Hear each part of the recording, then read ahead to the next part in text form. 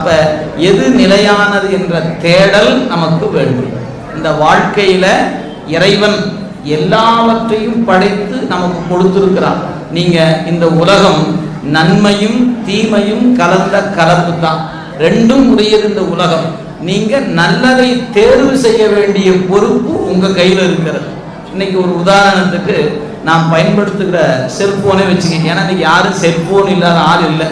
செல் இல்லைன்னா சொல் இல்லாம போச்சு. அதனால இன்னைக்கு செல்போன் யாருக்கிட்டையும் இருக்கிறது. சரி, அதற்குள்ள நுழைந்தால் எத்தனை வகையான உள்ளுக்குள் இருக்கக்கூடிய அமைப்புகள் பார்க்கிறோம். இதில் ஒரு உதாரணத்துக்கு யூடியூப் அப்படின்னு ஒரு அமைப்பு இருக்கிறது. அதில் இருக்கக்கூடிய ஆப்பில் யூடியூப்னு ஒன்று இருக்கிறது. நீங்கள் அது கூட நுழைஞ்சிங்கன்னா சினிமாவே பார்த்துக்கிட்டே இருக்கலாம், சினிமா பாட்டு கேட்டுக்கிட்டே இருக்கலாம், நாடகம் என்ன வேணும் அதுலேயே தான் தேவாரம் கேட்டுக்கிட்டே இருக்கலாம். இப்போ நீங்கள் தேவாரத்தை கேட்டுக்கிட்டே இருக்கணும், புதுசு புதுசாக பாட்டு கேட்கணும்னா ரொம்ப சிரமப்பட வேண்டியது. யூடியூப்ல போனீங்கன்னா தேவாரம் அப்படின்னு நீங்கள் செலக்ட் பண்ணீங்கன்னா பாட்டு வந்துக்கிட்டே இருக்கும். ஆனால் அதை கேட்போமா நாம? இப்போ நம்ம கையில் இருக்கிற ஃபோனில் தான் என்ன இருக்குது, சினிமாவும் இருக்குது, தேவாரம் இருக்குது, ரெண்டும் நம்ம கையிலே கொடுத்தாச்சு. இந்த ஆப்ஷன் இதில் எங்கேயாவது எந்த சேனல்லையாவது நீங்கள் 100 முறை தேவாரம் பார்த்துட்டீங்க, இதுக்கு மேலே அலோடு இல்லை, நீங்கள் 101 வேறு ஆப்ஷன் போய்தான் ஆகணும் அப்படின்னு இருக்குதான்னு கேட்டால் இல்லை. ஏன்? கேட்டுக்கிட்டே இருக்கலாம். 1000 முறை நீங்கள் கேட்டாலும் தேவாரத்தை கேட்டுக்கொண்டே இருக்கலாம். ஆனால் நாம் கையில் வச்சுக்கிட்டு அதை தேடுகிறோமான்னு கேட்டால் இல்லை. நாம் சினிமா தேடி, சினிமா பாட்டை தேடி வேறு அவங்க ஆர்வத்தக்கவாறு ஏதாவது ஒன்று பிடிச்சி வச்சு பார்த்துட்டு இருக்கிறோம். அப்போ இந்த செல்போனில் நன்மையும் இருக்கிறது, தீமையும் இருக்கிறது.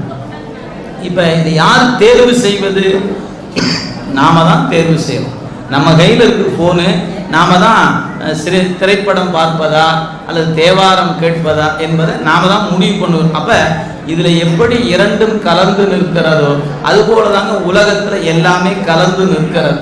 நம்ம பொதுவாக உலகில் இருக்கிறவங்க என்ன சொல்லுவாங்க, ஏங்க உள்ள நுழைஞ்சேன் எல்லாம் தான் இருக்குது, எல்லாம் தானுங்க பார்த்தாகணும், அதை எப்படி இதை பார்க்காம அப்படி போகிறதா அப்படின்னு கேட்டால், இந்த உலகத்தில் இறைவன் எல்லாம் தான் படைச்சி வச்சிருக்கிறான்.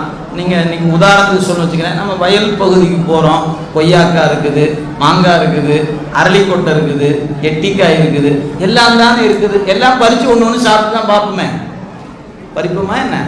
இது என்னது? கொய்யாக்காய் பறிச்சுக்கலாம். இது என்னது? மாங்காய் பறிச்சுக்கலாம். இது என்னையாது? அரளிக்கொட்டையா பறித்து சாப்பிடுவோமா என்ன? ஐயோ வேண்டாம், ஏன்?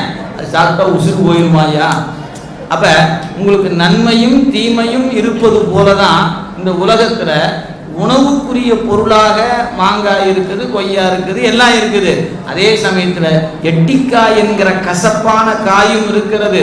உயிரே போகக்கூடிய அரளிக்கொட்டை என்று சொல்லக்கூடியதும் அங்கே தான் இருக்குது. நீங்கள் போய் தேர்வு செய்து எல்லாத்தையும் சாப்பிட்டு பழகியாச்சு. எத்தனை நாளைக்கு தாங்க கொய்யாக்கையே சாப்பிட்றது? நான் இன்னைக்கு அரளிக்கொட்டை சாப்பிட்றேன் அப்படின்னு சாப்பிடுவோமா என்ன? சாப்பிட மாட்டோம் இல்லையா? அப்போ நமக்கு வேண்டியதை நாம் எப்படி தேர்வு செய்து உணவுல எடுத்துக்கொள்கிறோமோ அதுபோல உலகத்துல நன்மையும் தீமையும் கலந்துதான் இருக்கும். அந்த கலப்பில் நமக்கு வேண்டிய நன்மையை நாம் தேர்வு செய்து எடுக்க வேண்டும். அதை மட்டும் நினைவில் கொள்ள வேண்டும். எனவே எந்த விதமான உபகரணங்களும் நாம் இறைவனை நோக்கி பயன்படுத்துவதற்கான வாய்ப்பை இறைவன் கொடுத்திருக்கிறான்.